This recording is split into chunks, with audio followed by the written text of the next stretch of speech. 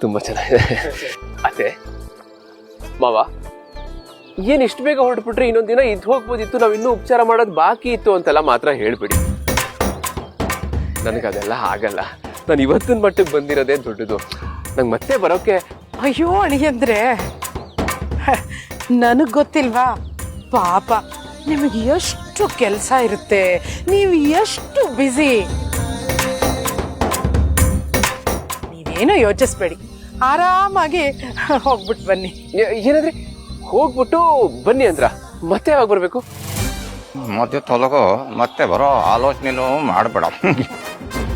ಮಾವ ಏನು ಅಂದ್ರಿ? ಏನಂದ್ರಿ? ನಂದೇ ನೆನಪಲ್ಲಿ ಇರ್ತೀನಿ ಅಂದ್ರ? ಅಯ್ಯೋ ಹಂಗೆಲ್ಲ ಮಾಡಕ್ ಹೋಗ್ಬೇಡಿ ಮಾವ. ನಾನೇನಾದ್ರೂ ನೋಡ್ಬೇಕು ಅಂತ ಅನ್ಸಿದ್ರೆ ಹೇಳಿ, ಪಟ್ಟಂತ್ರ ಪ್ರತ್ಯಕ್ಷ ಆಗ್ಬಿಡ್ತೀನಿ. ಇಲ್ಲಾಂದ್ರೆ ವಿಡಿಯೋ ಕಾಲ್ ಆದ್ರೂ ಮಾಡ್ತೀನಿ. ಬಾಮೈದ, ಹಾ ಬಾವ, ನಿಮ್ಮ ಅಪ್ಪನ್ಗೆ ಅವಾಗ ಕೇಳ್ತಾ ಇರೋ, ನನ್ನ ಏನಾದ್ರು ನೋಡ್ಬೇಕು ಅಂತ ಅನ್ನಿಸ್ತಿದ್ಯಾ ಅಂತ.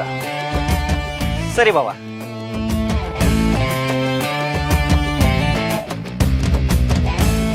ಕಣ್ಣ, ನನ್ನ ಮೊಮ್ಮಗಳು ತುಂಬಾ ಒಳ್ಳೆ ಹುಡುಗಿ. ಅವಳು ಎಲ್ರಿಗೂ ಒಳ್ಳೇದನ್ನೇ ಬಯಸ್ತಾಳೆ. ಅವಳನ್ನ ಚೆನ್ನಾಗಿ ನೋಡ್ಕೊಳಪ್ಪ. ತಾತ, ನೀವೇನು ಯೋಚನೆ ಮಾಡ್ಬೇಡಿ. ನಿಮ್ಮ ಮೊಮ್ಮಗಳನ್ನ ಕಣ್ಣಿನ ರೆಪ್ಪೆ ತರ ನೋಡ್ಕೊತೀನಿ.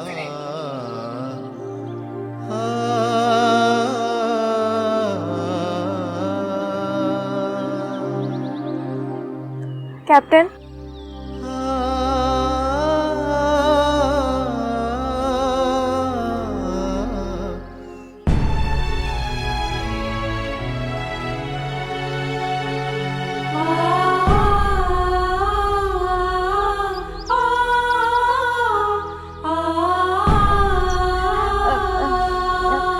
ಸ್ವರೂಪ, ಅಕ್ಕ ಕ್ಯಾಪ್ಟನ್ ಟೈಮ್ ಟ್ಯಾಬ್ಲೆಟ್ ತಗೋತಿದಾರ, ನೋಡ್ಕೋ.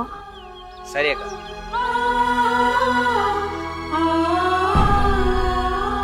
ಕ್ಯಾಪ್ಟನ್, ಏನೇ ಇದ್ರು ನನಗೆ ಫೋನ್ ಮಾಡ್ತಾ ಇರಿ. ಹುಷಾರಾಗಿರಿ ಕ್ಯಾಪ್ಟನ್. ಚಿಕ್ಕು, ರಾತ್ರಿ ತುಂಬ ಹೊತ್ತು ಲೇಟ್ ಮಾಡ್ಕೋಬೇಡಿ. ಟೈಮಿಗೆ ಸರಿಯಾಗಿ ಮನೆಗೆ ಬನ್ನಿ. ಟೈಮಿಗೆ ಸರಿಯಾಗಿ ಊಟ ಮಾಡಿ ಚಿಕ್ಕು. ಮನೆ ಬಗ್ಗೆ ಜಾಸ್ತಿ ತಲೆ ಕೆಡಿಸ್ಕೋಬೇಡಿ. ಸ್ವರೂಪ, ನನಗೆ ಫೋನ್ ಮಾಡ್ತಾ ಇರಿ. ಸರಿ ಅಕ್ಕ. ಚಿಕ್ಕಮ್ಮ, ಹುಷಾರು. ಯಪ್ಪ, ಎಂತ ಎಮೋಷನಲ್ ಡ್ರಾಮಾನಪ್ಪ. ಕರಳು ಕಿತ್ತು ಬರ್ತಾ ಇದೆ.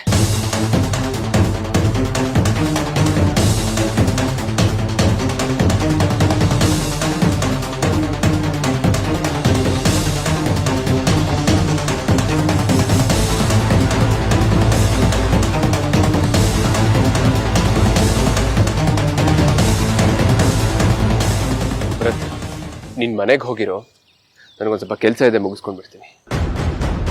ಎಲ್ಲಿ ಹೋಗ್ತೀಯ ಅಣ್ಣ? ನಾನು ಬರ್ತೀನಿ. ಬೇಡ ಬರುತ್ತೆ, ನಿಮ್ಮ ಮನೆಗೆ ಹೋಗಿರೋ. ಅವಶ್ಯಕತೆ ಬಿದ್ದರೆ ನಾನು ಹೇಳ್ತೀನಿ.